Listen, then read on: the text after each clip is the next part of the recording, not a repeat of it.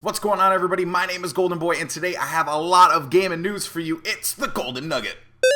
Before we get into today's news, I just want to say thank you everyone for tuning in to UGC Niagara. My voice is shot. I feel like crap. I feel absolutely terrible, but you know, I wanted to put a video out there today for you guys despite how I felt. So, you know, yeah, because I love you guys. That's it. First bit of news that we're going to talk about is that Planetside 2 is set to release on the PlayStation 4 on June 30th. I'm super excited about this. Planetside 2 is an awesome game. If you haven't had a chance to check it out, it's actually on Steam for free. But the thing is, whenever I play, I like to stream, and I can't really stream PC games because my PC is just not good enough to stream and play the game at the same time. So I'm really excited for Planetside 2 on the PlayStation 4 because now I get to play this game and play it with, you know, my streaming rig and all that stuff. It's going to be great, and I'm super excited for it. Now, this came actually from an IGN post that has Planetside 2 set for June 30th release date with the box art and everything like that. So I'm wondering if this is true or placeholder, but June 30th seems like a more than reasonable release date, although I haven't really heard much along the grapevine, so I don't know if this is true or not. With that said, take a lot of things that you're going to hear today in the Golden Nugget with a grain of salt because it's a lot of rumor and speculation. One thing that isn't rumor and speculation though is Sunset Overdrive. A lot of news is going to be coming out for the game today, the newest from Insomniac. Now,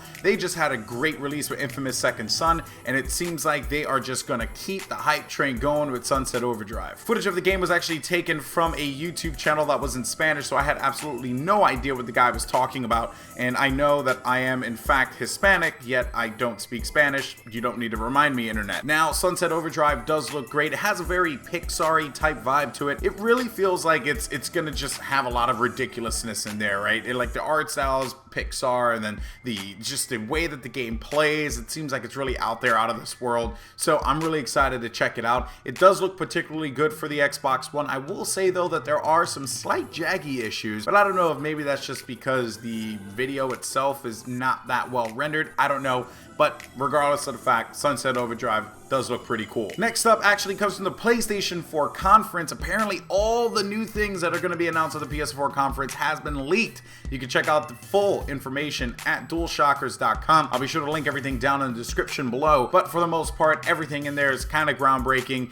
They did double check with their sources on a lot of these things, so the ones that are double checked are actually bolded, and that will give you a better idea of whether or not those things are factual. I would reckon to believe that a lot of these things are actually going to happen at the event. I do imagine that we are going to see gameplay of Uncharted, the new Uncharted, and of course the coup de grace, the one that everyone's so excited for. We're gonna hear about The Last of Us 2, and I am beyond excited about that. In case you guys didn't know, The Last of Us won, I mean, pretty much just every award that you could possibly get on the face of the earth for a video game, and they managed to achieve that. Naughty Dog just doing it again, but they're looking to replicate that one more time with The Last of Us 2. I'm so excited about how all this is gonna unfold, and you know, I wonder how are you guys feeling about this, because I did feel like The Last of Us didn't necessarily need a sequel, but at the same time, I'm not going to tell Naughty Dog no. You know, I mean, one does not simply tell Naughty Dog no. And then the last bit of news we're going to talk about today is Halo 5. Yes, ladies and gentlemen, Halo 5 news. It seems as if industry insider Thuwei has stated